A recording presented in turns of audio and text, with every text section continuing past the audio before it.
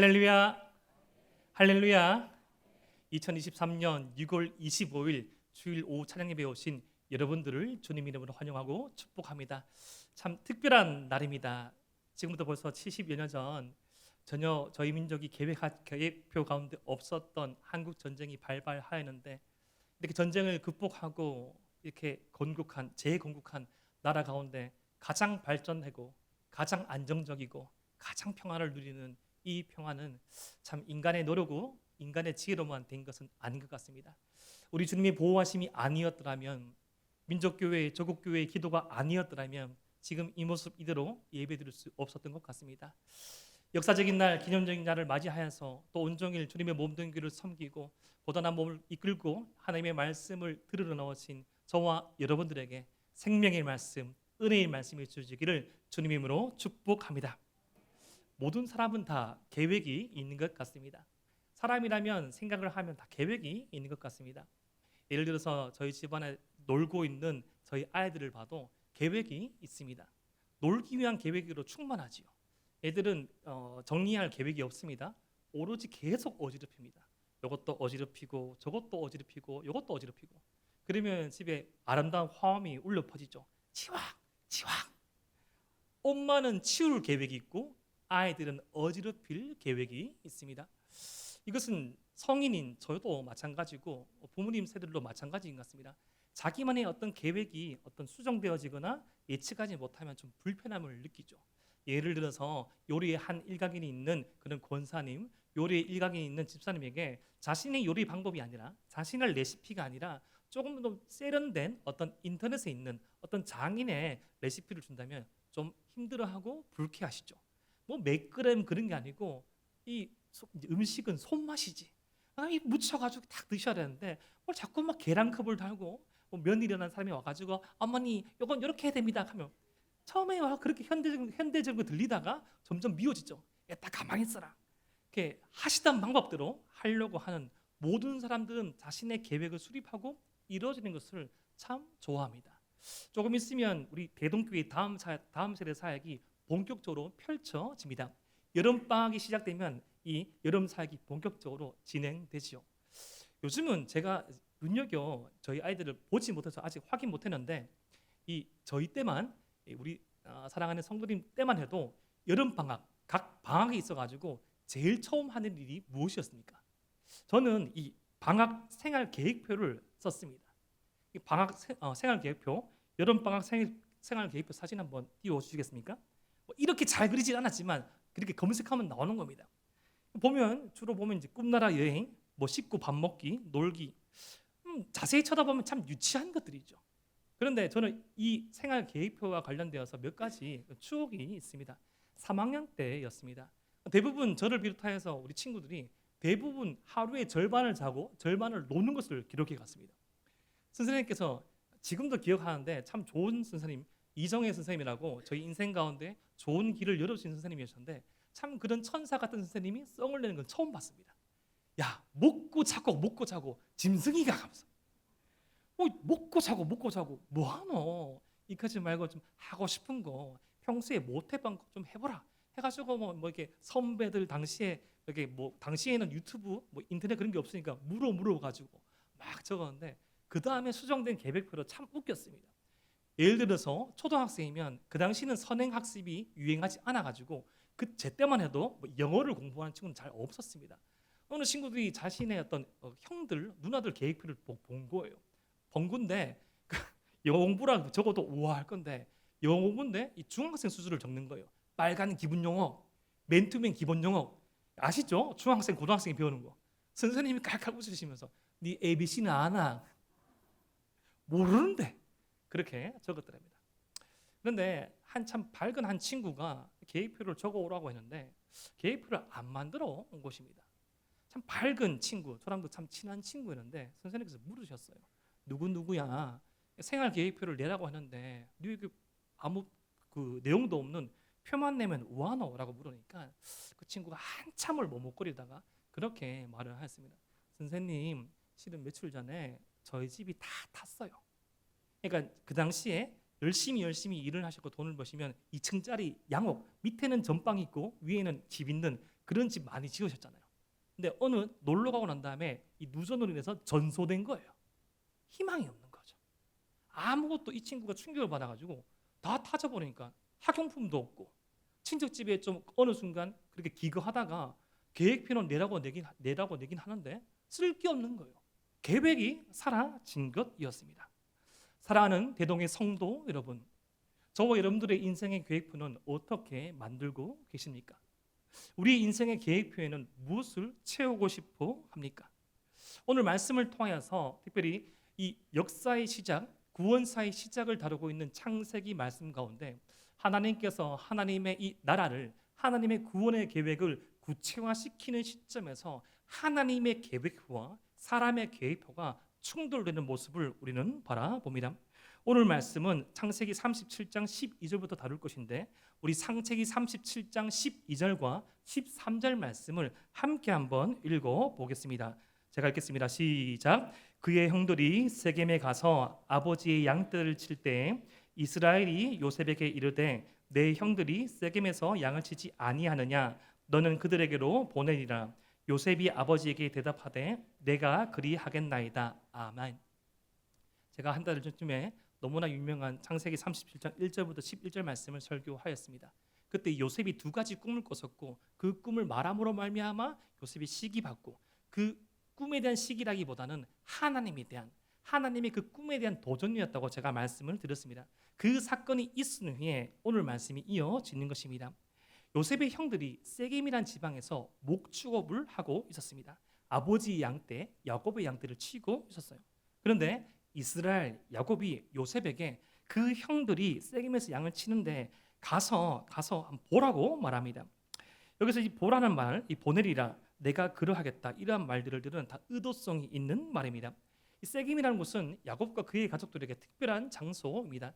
약 한 생각해 보자면 한 2년 예전쯤에 그 세겜 지방에서 이 야곱의 집안에서 잊을 수 없는 아픔이 일어났습니다. 바로 야곱 집안에 있던 이 딸 디나가 그 동네의 사람들을 구경 나갔다가 끔찍한 일을 겪게 되지요.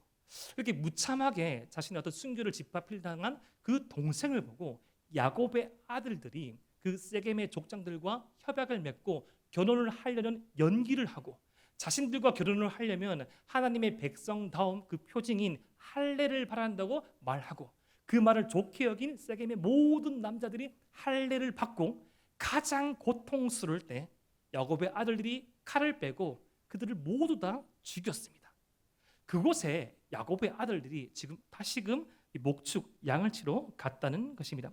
그곳에 가라. 참 어려운 일입니다. 지금 야곱의 가족들은 헤브론에 머물고 있었습니다. 헤브론에서 이 세겜까지 우리의 입장에서 봤을 때는 남쪽에서 북쪽, 이스라엘의 입장에서 북쪽에서 남쪽인데 쭉 직선을 따라 올라가도 80km를 가야 합니다. 여기서 80km는 어디입니까? 제가 대충 봐도 직선 쫙 가면 청도를 넘을 겁니다. 미란까지 걸어가라. 그 당시에 말이 없고 빠른 마차가 없는 사람의 발걸음을 생각하면 아무리 빨리 가도 한 3일, 5일 정도를 가장 아끼는 자신의 아들을 보내는 것입니다. 왜 이렇게 위험한 길, 먼 길을 야곱이 보낼까요? 그 이유가 창세기 37장 14절 말씀에 나타납니다. 우리 함께 읽겠습니다. 시작. 이스라엘이 그에게 이르되 가서 내 형들과 양떼가 다 잘 있는지를 보고 돌아와 내게 말하라 하고 그를 헤브론 골짜기에서 보내니 그가 세겜으로 가니라. 여기서 다 잘 있는지, 이 말씀이 포인트입니다. 이것은 우리말로는 잘 있는지라고 되어 있지만 히브리어로는 샬롬입니다. 안녕한지, 평안이 있는지를 누구에게? 요셉이 보고 확인하고 오라는 겁니다. 이 두 가지 측면이 있겠죠. 요셉을 제외한 아들들은 야곱이 믿지 못합니다. 그리고 야곱이 그 먼 곳 세겜까지 이 양을 치러 보낸 것은 이미 우리가 알고 있는 그 창세기 뒤편에 나오는 대기근이 시작되었음을 추정할 수 있습니다. 이제 헤브론 땅에는 이 마실 물이 없는 거예요. 물이 없으니까 목초도 없는 것이죠. 그래서 멀리 이 세겜까지, 헤브론에서 세겜까지 양을 치러 간 너희 형들이 샬롬한지를 보라고 합니다. 그런데 성경에서 이 샬롬은 사람이 스스로 만들어낼 수 있는 것이 아닙니다.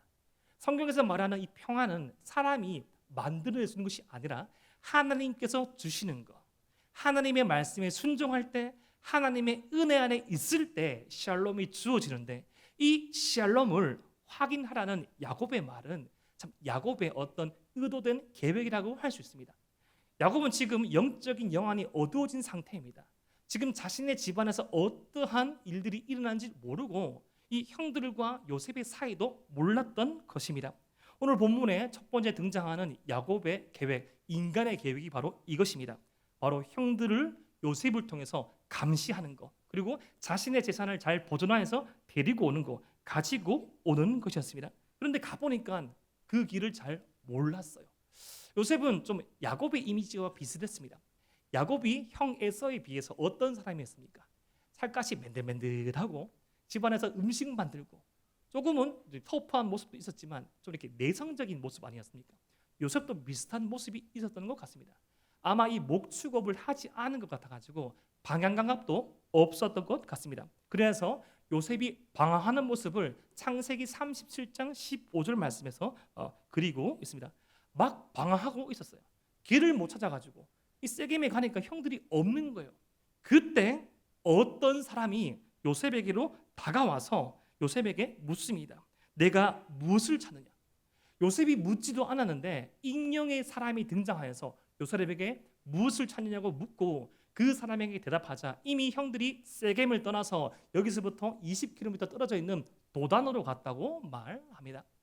사랑하는 대동의 성도 여러분, 요셉이 이 헤브론에서 이 세겜까지 올 때도 그에겐 참 만만치 않은 여정이었습니다. 거리가 멀어서 그런 것이 아니라 그 거리, 그 길들을 지나갈 때 자신의 어머니 라헬이 묻혀져 있는 무덤 베들레헴을 지나가였어야 했습니다. 꼭 베들레헴을 통과해야지만 가장 빠른 길로 갈 수 있었거든요. 이미 한번 마음속에 짐을 가지고 가는데 형들이 없는 거예요. 형들이 없는데 어떤 사람이 요셉을 찾아와서 뭘 하느냐고 묻고 다시금 그 형들이 있는 위치를 알려주어서 20여 킬로미터를 더 걸어가서 형들에게 찾아갑니다. 이 어떤 사람을 만나지 않았더라면 요셉은 형들에게 이르지 못했을 것입니다. 그렇게 어렵게 이 여정을 가던 요셉이 저 멀리서부터 오자 그 다가오는 요셉을 보고 형들이 이렇게 말합니다. 창세기 37장 18절과 19절 말씀을 함께 읽겠습니다. 시작.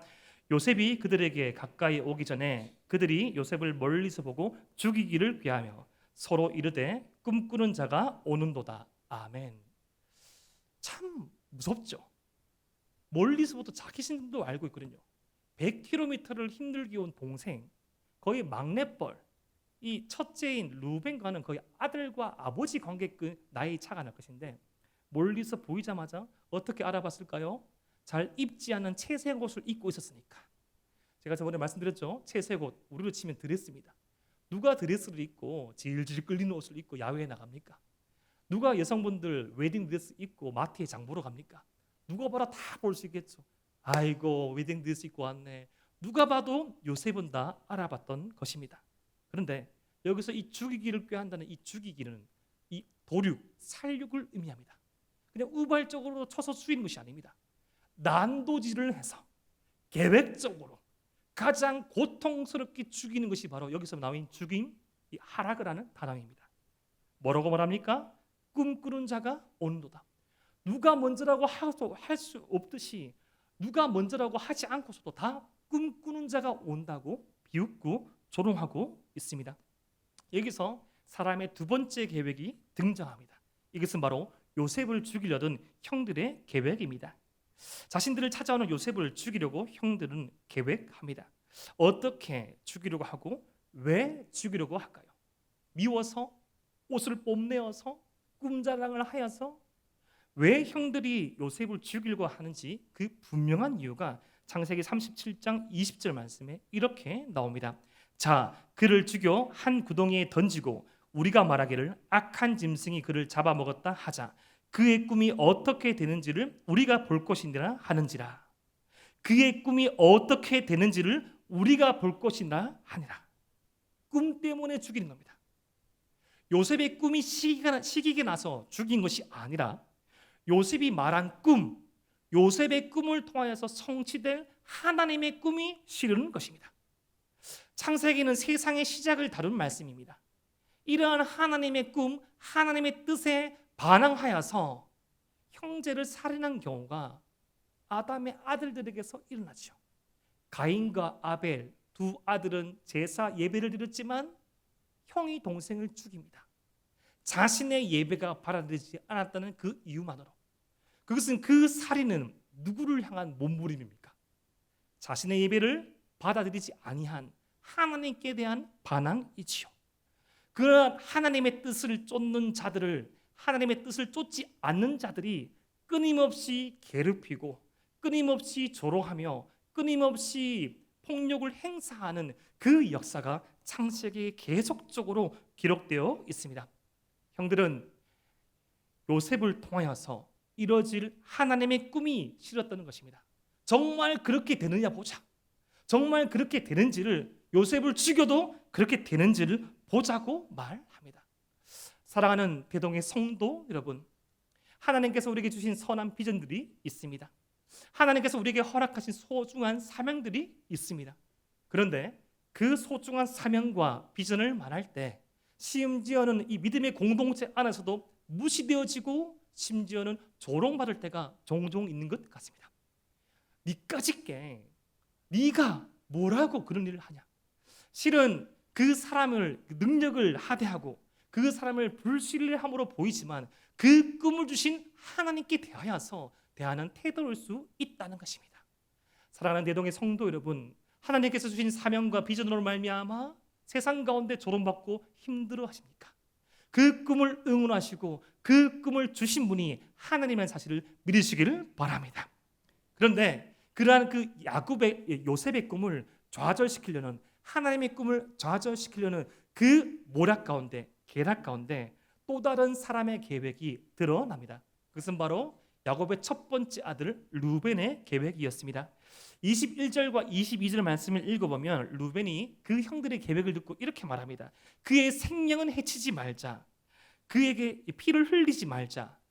피를 흘리지 말고 죽이지 말고 구덩이에 던져서 손을 대지 말자라고 말합니다. 이것은 왜 이런 계획을 수립했을까요?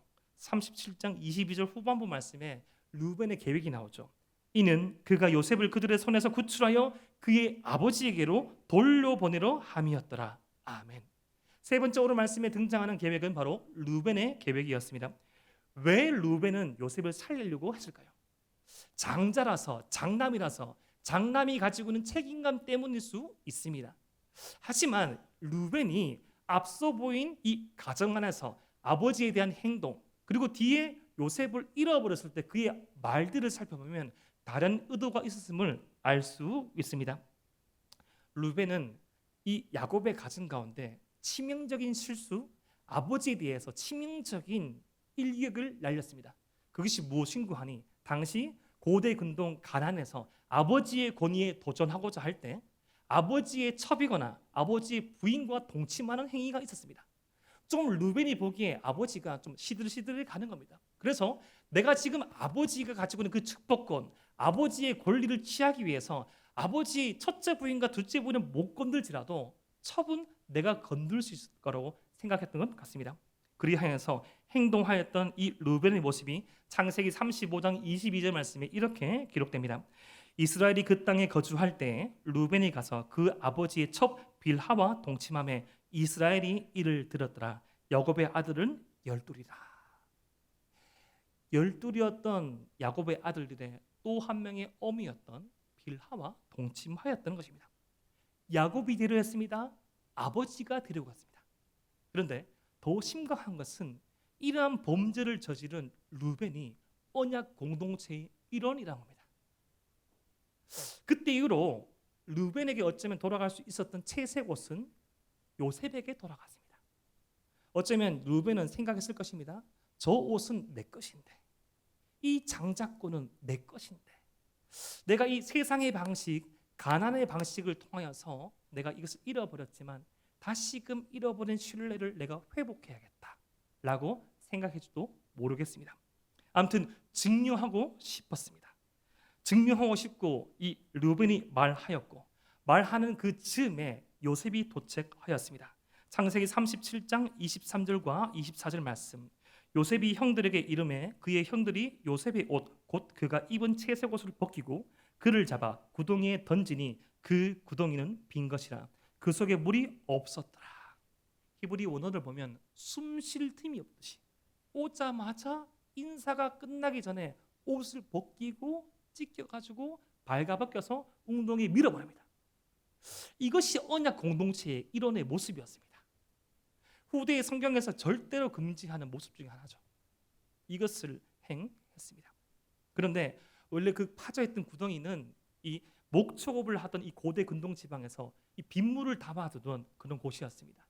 이 건기가 한 8개월쯤 되고 우기가 3, 4개월밖에 안 되니까 물을 담아놓고 이렇게 양과 염소를 먹이는데 썼던 것입니다. 보통 사람의 키 2~3배의 깊이로 팠다고 합니다. 그런데 그곳에 빠졌는데 물이 있었으면 어느 정도는 버텼겠지만 요셉은 죽었겠죠. 빠져진 웅덩이, 구덩이는 빈 것이라 그 속에 물이 없었더라. 이것은 누가 예비하셨을까요? 우리 인생은 살면서 주의 말씀을 쫓아가다가 때로는 하나님의 꿈을 반대하는 사람들에게 조롱받고 벗김받고 찢김받아서 이 비참한 구덩이와 같은 수렁에 빠질 수도 있습니다. 하지만 그것에서도 주님께서 계시고 그 구덩이를 빈 것으로 만드실 그 하나님을 믿고 신뢰하는 저와 여러분 되시기를 바랍니다. 그렇게 웅덩이에 넣어놓고 요셉의 형들이 무엇을 했습니까? 25절 상반부 말씀 보니까 그들이 앉아서 음식을 먹습니다. 이 말씀 묵상하면 막 화가 나더라고요. 화가 나서 정말 이 강대상에서 잘 하면 안 되는 말이지만 이게 먹는 게 아니죠. 동생을 구덩이에 놓고 동생이 울부짖고 있는데 음식을 먹고 있어요. 이거 먹는 게 아니고 처먹는 거죠. 짐승처럼 처먹는 겁니다. 어떻게 이럴 수 있습니까? 제가 이번 주 금요일 말씀 전할 때 애원한 것을 서로 말하잖아요. 들었어요. 살려달라고 그렇게 애원하였습니다. 그 울었던 요셉의 울음은 성경의 원어에 표현된 가장 큰 울음입니다. 뒤에 말씀 보면 이 요셉이 너무 크게 울어가지고 바로가 오죠. 그 정도 동급의 울음입니다. 얼마나 서글픈지 얼마나 슬펐는지 순전하고 순진했던 요셉이 형 좀 살려달라고 말하는데 먹었어요. 음식을 먹었어요. 이것이 하나님의 언약 공동체의 일원의 모습이었습니다. 그런데 그렇게 음식을 먹고 있을 때 눈을 들어서 한 무리를 보게 됩니다. 25절 말씀을 보니까 길르앗에서 오서부터 오는 이스마엘 사람들, 낙타를 타고 다니는 대상이었습니다. 상인들. 이 가나안 땅과 이 이집트 땅을 왔다 갔다 하면서 큰 무역업을 하던 상인들의 눈에 보였던 것입니다. 그때 이 유다가 등장합니다. 26절 말씀 보니까 자기 형제에게 이르되 우리가 우리 동생을 죽이고 그의 피를 덮어둔들 무엇이 유익할까? 자, 그를 이스마엘 사람들에게 팔고 그에게 우리 손을 대지 말자. 그는 우리의 동생이요 우리의 혈육이니라 하매 그의 형제들이 청종하였더라. 지금 요셉이 울부짖고 있을 때 형들이 먹고 있다가 마침 지나가는 상인들을 봤는데 이스마엘 사람이었습니다. 이스라엘이 먼 친척이죠. 근데 이 야곱 집안에 이 유다가 나서서 손에 피 묻히지 말자고 말합니다. 그러면서 저 상인들한테 노예로 팔자라고 말합니다. 여기서 은 20세겔은 당시 노동자의 3년치 연봉이었습니다. 야곱의 집안은 아마 풍족했을 겁니다. 거상이었을 겁니다. 그래도 야곱이 잘 못 믿었으니까 돈은 안 줬겠죠. 돈도 벌고 우리 손에 피 안 묻히고 동생을 제거하자는 겁니다. 당시 고대 근동에 팔려졌던 노예는 상당수가 죽었습니다. 지금 유다의 계획은 요셉을 상인들에게 파는 것인데 이것은 뭐 선한 계획이 아닙니다. 손에 피 묻히지 않고 처리하는 것이죠. 피도 안 묻히고 돈도 버는 것. 형 가장 장남 루벤의 말은 무시했지만 모든 형제들은 유다의 말은 청종하였습니다. 저는 이 하나님의 백성 공동체 이 변화의 핵심의 또 다른 인물이 유다라고 생각합니다. 아니, 유다 맞습니다. 냉혈한, 가장 비정한 사람, 정도 없고 자기밖에 모르고 가장 가나안화되었고 가장 가인화되었던 삶, 손에 피 안 묻히고 죽이자. 왜 그런 판단하는데? 합리적으로 하자, 효율적으로 하자. 교회에서 합리와 효율성을 너무나 강조하는 사람들은 한번 생각해 봐야 됩니다. 좀 세련되게 하자, 합리적으로 하자. 뭐 현재 실제에서 그런 일이 일어나는지 모르겠지만 가끔씩 뭐 폭력을 다룬 폭력물을 보면 어떤 폭력 단체의 가장 큰 보스는 막 뚱뚱하시고 뭐 문신이 많은 분들 아니죠. 뭐 저처럼 안경 끼거나 잘생기고 호리호리한데 눈 하나 깜짝하지 않죠. 죽여, 예, 죽여. 안 죽이면 자기가 가면서 눈 하나 깜짝 안 치고 막 사람이 죽을 때까지 막 때립니다. 그러면서 손 닦고 스테이크 먹고. 그런 영화 없습니다. 제가 드리는 말입니다. 그런 냉혈한이 바로 유다였습니다. 손에 피 묻힐 필요가 뭐 있냐? 팔아버리자. 유다의 말을 형들은 청중하고 잠시 루벤이 자리를 비웠을 때 팔아버립니다. 29절과 30절 말씀 봤을 때 루벤이 돌아오고 엉엉합니다. 아이가 없도다. 나는 어디로 갈까? 루벤이 갈 곳이 어디입니까? 무슨 말이죠? 자신의 장자의 권리를 회복할 곳이 어디냐? 난 어디로 가서 나의 정체성을 드러내고 입증하냐는 것이죠. 유일한 찬스. 아버지가 그토록 아끼던 요셉을 구해오면 장자권이 다시금 복귀될 줄 알았는데 난 어디로 갈까? 어디로 갈까? 이렇게 말합니다. 이렇게 요셉을 처리하고 난 다음에 아버지 야곱이 있는 헤브론으로 돌아갑니다. 헤브론으로 돌아갈 때 그들은 놀라운 연기를 보이죠. 숫 염소를 죽여서 요셉이 입고 있던 채색 옷에 접시고 아들들이 연기합니다. 막 슬 비우는 척하면서 연기합니다. 그런데 이 모습은 아버지 야곱의 젊은 날의 모습과 너무나 흡사합니다. 창세기 27장 18절부터 20절 말씀. 야곱이 아버지에게 나아가서 내 아버지여 하고 부르니 이르되 내가 여기 있노라. 내 아들아 내가 누구냐? 야곱이 아버지에게 대답하되 나는 아버지의 맏아들 에서로소이다. 아버지께서 내게 명하신 대로 내가 하였사오니 원하건대 일어나 앉아서 내가 사냥한 고기를 잡수시고 아버지 마음껏 내게 축복하소서.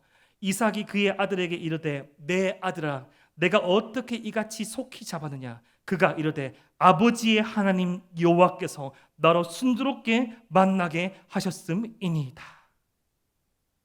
죄는 누가 가르쳐주지 않아도 놀랍게 학습됩니다. 이 말씀은 죄가 뭐 대물림 간다 그런 말을 보여준 거 아닙니다. 세상의 원형 출발, 하나님의 구원의 계획의 청사진을 보여주는 이 창세기 말씀에서 이러한 야곱의 젊은 날을 거의 흡사하게 재현해내는 야곱의 아들들의 모습은 하나님의 백성에게 소망이 어디에 있는가를 질문하고 있는 것입니다. 몸부림쳐야 합니다. 은혜대로 살기 위해서 은혜를 공부하고 주의 진리를 붙잡고 죄와 치열하게 싸우지 않으면 누구나 다 죄의 전문가가 되는 것입니다. 아들들의 연기에 쏘가 넘어가지도 모르고 야곱은 이렇게 반항합니다. 37장 33절 말씀. 아버지가 그것을 알아보고 이르되 내 아들의 옷이라 악한 짐승이 그를 잡아먹었도다. 요셉이 분명히 찢겼도다 하고 그 옷을 보고 어떻게 죽었는지를 자신이 결론짓습니다. 어두워진 영안을 보여주는 것이죠. 야곱이 어떤 사람이었습니까? 인생이 가장 공공한 때 그 하나님으로 가는 길에 베델의 꿈을 꾸었던 사람 아닙니까? 야곱이 어떠한 사람이었습니까? 형 에서를 만나기 위해서 야복강을 건널 때 하나님과 겨루어 이긴 사람이 아니었습니까? 야곱이 어떤 사람입니까? 이스라엘의 12지파의 아버지, 약한 자를 들으시고 구원의 방주 역할을 하시는 그 출발점, 그 아버지가 바로 야곱이었는데 너무나도 어두워진 영안을 야곱이 보여줍니다. 오늘 말씀을 통하여서 우리가 생각하고 결단할 것을 저는 두 가지로 한번 정리해 보았습니다. 첫 번째, 지혜가 필요합니다. 따라볼까요? 지혜가 필요합니다. 오늘 말씀에서 요셉과 야곱은 너무나 순진했습니다. 심지어 르벤도 너무 순진했습니다. 요셉의 다른 형들과 유다는 몇 수 위였습니다. 우리 주님께서 뱀처럼 지혜롭고 비둘기처럼 순교하라고 말씀하셨죠. 여러분, 세상은 지혜로운 게 아니라 간교합니다. 세상은 교활해요. 창세기 처음에도 그 뱀이 하와를 속일 때, 그 뱀에게 쏘가 넘어간 하와가 아담을 설득할 때 간교함을 보입니다. 단절시키죠. 비교하게 만듭니다. 한쪽의 이야기만 듣게 합니다. 성도 간에 문제가 있을 수 있습니다. 세상 속에서 살아갈 때 어떤 문제를 풀 때가 있어요. 사람 간의 문제에 있어서 결코 한 사람의 말만 들어서는 안 됩니다. 그 사람이 가지고 있는 지위, 직책, 그 어떤 신앙의 연수를 초월해서 너무나도 계속 일방적으로 주장한다면, 너무나도 그 일방적인 주장의 끝이 한 사람을 죽이고 파멸시키는 쪽으로 아주 세련되게, 아주 유려하게, 아주 물흐들이 간다면 그것은 하나님께로부터 나온 말씀이 아닐 수 있습니다. 하나님께서는 한 사람이 실수하고 실패했을 때 심판을 주시기도 합니다. 연단합니다. 그런데 하나님의 심판과 연단의 목적은 회복입니다. 죽어라, 파멸해라. 사울왕이 쫓겼던, 다 내쫓았던 그 무당을 찾아가서 사무엘이 죽고 난 다음에 사울왕이 이 사무엘을 불러달라고 말하죠. 그때 엔돌의 무당이 그 불러낸 그 악마가, 마귀가 어떤 말합니까? 파멸을 선포합니다. 선지서 말씀을 읽어보십시오. 이스라엘과 유다가 범죄했을 때 심판을 경고하시고 파멸을 경고하시지만 다시금 뿌리고 심고 거두심을 말씀하십니다. 이것이 하나님의 말씀이 주는 능력이자, 이것이 하나님의 말씀을 분별할 수 있는 지혜가 우리 가운데 필요한 것을 볼 수 있습니다. 만들어져 가고 있는 또 과정이기도 합니다. 지혜 없던 요셉이 이러한 과정들을 통해서 지혜를 갖추기 시작합니다. 사랑하는 대동의 성도 여러분, 우리 대동교회 다음 세대들이 이번 여름 사역을 통해서 위로부터 오는 지혜, 여호와를 경외하는 지혜, 하나님의 말씀을 사랑하는 지혜를 받기를 기도합시다. 그 어떤 세상의 술수보다, 곤모 술수보다 서사술이 아닌 공부 잘하는 법, 잘 사는 법, 그거 위에 몇 수 위에 있는 세상을 분간할 수 있는, 오직 하나님께로부터 받을 수 있는, 이후에 요셉이 이 꿈을 해석하고 하나님의 그 말씀을 대하는 것처럼 세상의 이 상황을 해석하고 판단하고 몇 수 위를 볼 수 있는 그 지혜가 하나님의 말씀이 있음을 믿고 그 말씀 가운데 지혜를 받을 수 있는 우리 모든 대동의 다음 세대를 되기를 기도합시다. 두 번째, 오늘 말씀을 통해 결단한 것은, 우리가 생각해 볼 것은 누구의 계획이 성취되는 것을 찾아봅시다. 야곱의 계획이 있었죠. 샬롬을 확인하려 했습니다. 자신이 가장 믿는 아들 요셉을 보내어서 결국 야곱의 손에 쥐어진 것은 염소의 피가 묻혀진 채색 옷이었습니다. 샬롬은 사람의 잔꾀로 만드는 것이 아니었습니다. 형들의 계획은 무엇이었습니까? 요셉을 손에 피 묻히지 않고 죽이는 것이었습니다. 하지만 그 계획도, 르벤의 계획도 실패하고 유다의 계획도 실패하고 오직 하나의 계획만 성취됩니다. 창세기 37장 36절 말씀을 함께 읽읍시다. 시작. 그 미디안 사람들은 그를 애굽에서 바로의 신하 친위대장 보디발에게 팔았더라. 아멘. 어떤 사람이 길을 가르쳐주지 않았으면 세겜에서 도단으로 가지 않았을 겁니다. 근데 그 도단에서 형들에게 붙잡혀서 옷이 벗김 자라서 던져진 구덩이에 물이 없었습니다. 동생을 웅덩이에 빠뜨렸고 음식을 먹고 있다가 그냥 저 상인에게 팔면 알아서 죽겠지라고 생각했는데 그 상인들에게 팔려진 요셉이 도착한 곳은 바로의 신하 친위대장 최고위 관료 보디발의 집이었습니다. 인간의 입장에서 보면 우연과 우연이죠. 어쩌면 악연이라고 말할 수 있겠습니다. 왜 그 어떤 사람을 만나서 도단으로 갔을까? 그때 나가지 않았으면. 그런데 하나님의 입장에서는 필연과 필연과 필연, 섭리의 연속입니다. 하나님께서 요셉을 건지셔서 애굽으로 보내신 겁니다. 먼저 애굽으로 보내셔서 이스라엘 민족이 형성될 수 있고 주님의 구원의 계획이 성취될 수 있는 길을 뚫으신 겁니다. 때로는 우리의 인생길을 돌아보면 실패와 실수라고 말할 수 있는 것들이 너무나 많이 있습니다. 하지만 그 실수와 실패들을 돌이켜 봤을 때 주님께로 나아가는 축복의 직선 통로의 경우가 너무나 많이 있습니다. 제가 앞서 말씀드린 그 계획표를 수립하지 못하였던 우리 친구 너무 상심하고 며칠 동안 계셨는데 그 집에 할머니께서 계셨는데 먼저 그 당시만 해도 열심히 있어가지고 주암산기도원, 동산기도원에 집회를 가지 않습니까? 집회를 갔다가 딱 오시는데 집이 다 타져 있는 거예요. 너무나 그 권사님이 황당하셔가지고 우리 집이 왜 이랬노? 다 탔는데요. 근데 그 권사님께서 정말 놀랍게 그 기도원에 가기 전에 자기 친구 권사님의 딸, 집사님이 그 당시 잘 들지 않던 이 화재보험을 들으려고 했던 거예요. 이거 꼭 들라고. 내 평생 살면서 내 보험도 안 듣는데 왜 이걸 드노? 근데 그 권사님의 친구 딸이 처음 보험을 시작했거든요. 들었습니다. 그것도 2개나. 거의 갚았어요. 거의 손실이 없이. 근데 그때 꿈에 근데 하나님께서 대부분 말씀을 통해서 말씀이지만 너무나 명확하게 불이야! 새벽에 이 음성을 3번이나 들은 거예요. 왜 이렇게 하시노? 불이야 하다가 그 아침에 그 권사님 딸이 와가지고 보험을 하다가 그래 화재 한번 들어보자 하다가 잊고 있다가 주암산기도원 갔다 오시고 난 다음에 딱 보니까 그 아들들이 믿음이 없었다가 그 어머니 권사님의 그 간정 때문에 거의다가 그 손실을 보존받고 지금은 잘 한 교회에서 장로님으로 살아계십니다. 이것은 우리 삶 가운데 거의 일어나기 힘든 로또와 같은 일들이죠. 그렇다고 막 보험 막 찾아드시면 안 됩니다. 좋은 보험도 많겠지만 우리의 계획, 우리의 실수를 주님께서는 초월하십니다. 인간은 너무나 연약합니다. 아무리 계획하고 아무리 꿈꾸어도 우리는 하수입니다. 하지만 하나님의 계획은 실패함이 없습니다.